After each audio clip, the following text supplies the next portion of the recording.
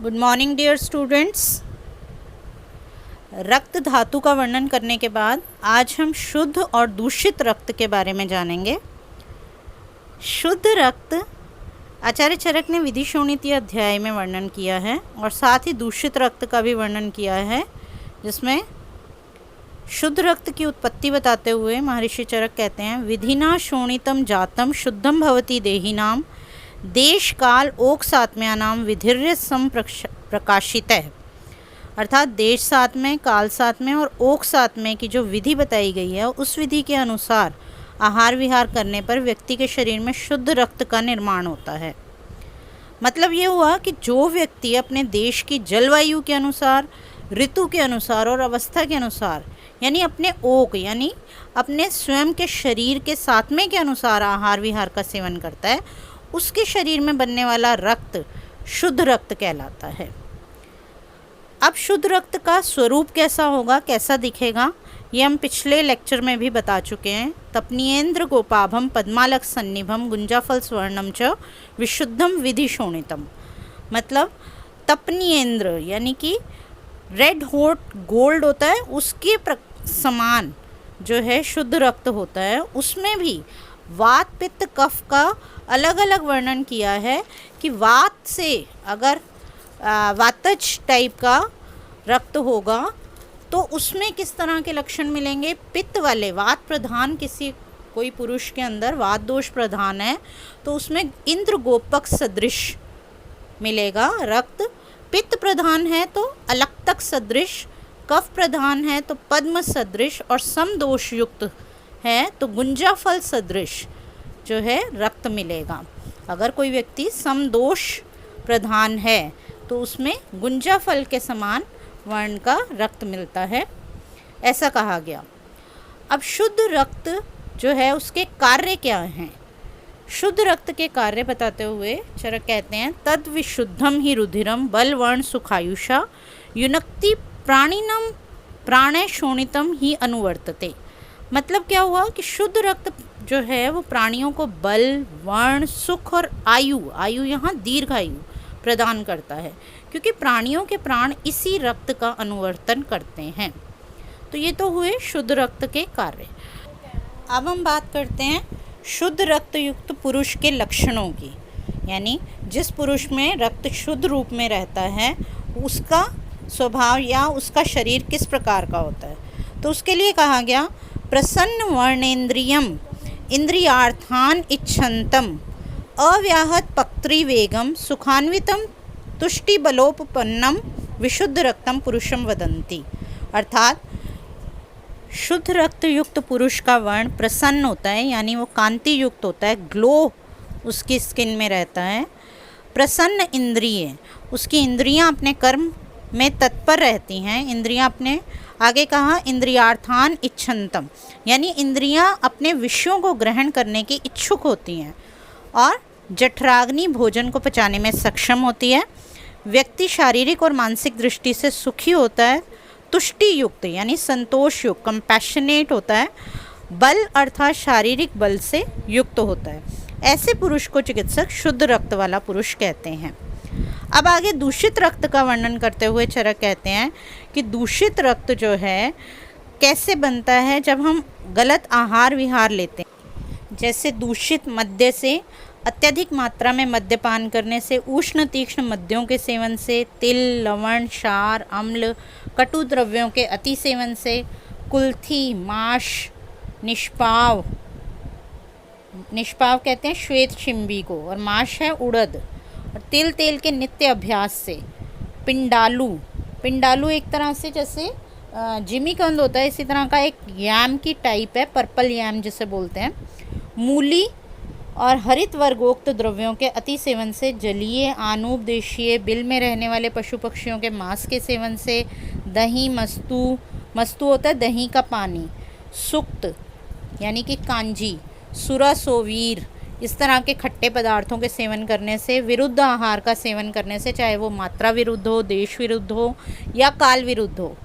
उपक्लिन का मतलब होता है जो अन्न बासी हो जाने पर जल जिसमें से पानी निकलने रिसने लगता है, ऐसा सड़ा हुआ अन्न।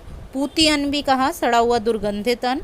ऐसे अन्न के सेवन से, द्रव, स्निग्ध और गुरु अन्न के सेवन से या ऐसे आहार को खाने के बाद जो है रक्त दूषित होता है। खाना खाने के बाद दिन में सोने से भी रक्त दूषित हो जाता है। अत्यधिक भोजन करने से, क्रोध अधिक करने से या धूप में घूमने से, वायु का अधिक सेवन करने से, जिनको वॉमिटिंग की शिकायत रह रही है, छर्दी के वेग को रोकने से, ऐसे हम वॉमिटिंग को जब वेग को रोकते हैं तब भी रक्त दूषित होता है।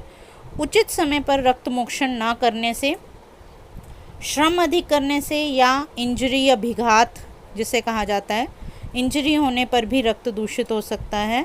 अजीर्ण से, अध्यशन से, पुनः भोजन करने से और शरद काल में स्वभाव से ही रक्त दूषित हो जाता है, यानी शरद ऋतु में रक्त स्वाभाविक रूप से दूषित हो जाता है।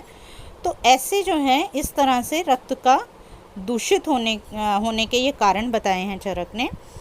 अब दूषित रक्त के लक्षणों के बारे में कहते हैं।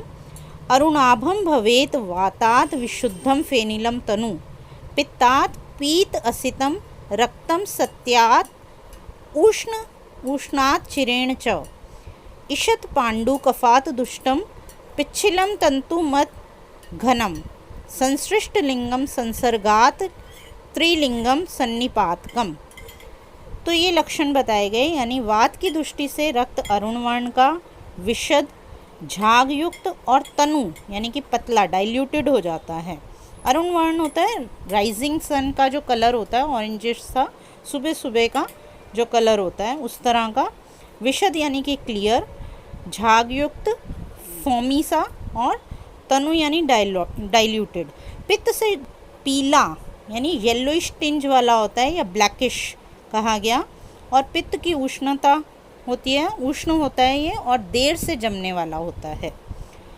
कफ दूषित रक्त ईषत पांडु कहा गया। पिच्छिल यानी विस्कस, तंतुयुक्त मतलब क्या हुआ कि फाइब्रस और घना, कंसंट्रेटेड होता है।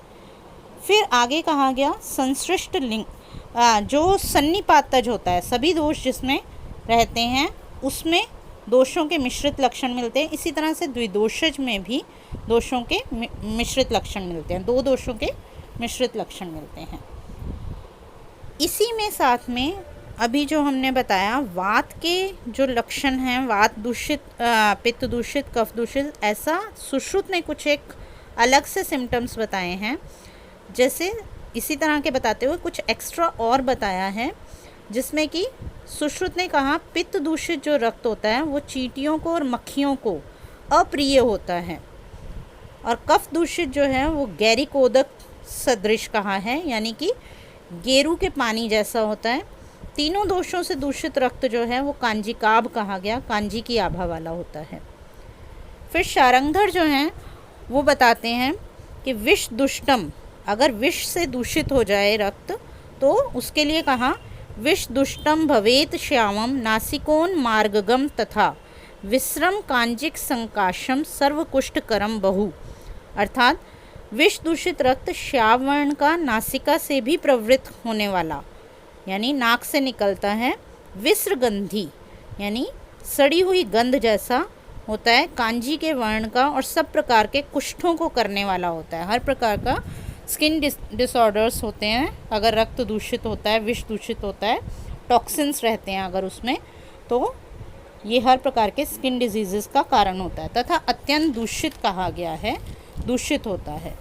इनका जो है दूषित रक्त की चिकित्सा बताते हुए कहा कि रक्त विश्रावण इसकी मेन चिकित्सा है, वही इसकी चिकित्सा रहती है। तो रक्त का विश्रावण किया जाए, वो भी ध्यान से किया जाए। बहुत ज़्यादा रक्त विश्रावण भी जो है शारीरिक रूप से ठीक नहीं रहता है, शरीर को क्षति पहुंचाता है। रक्त विश्रावण के भी अपने कुछ नियम बताए गए हैं, उनके अकॉर्डिंग रक्त का विश्रावण करना श्रेष्ठकर रहता है।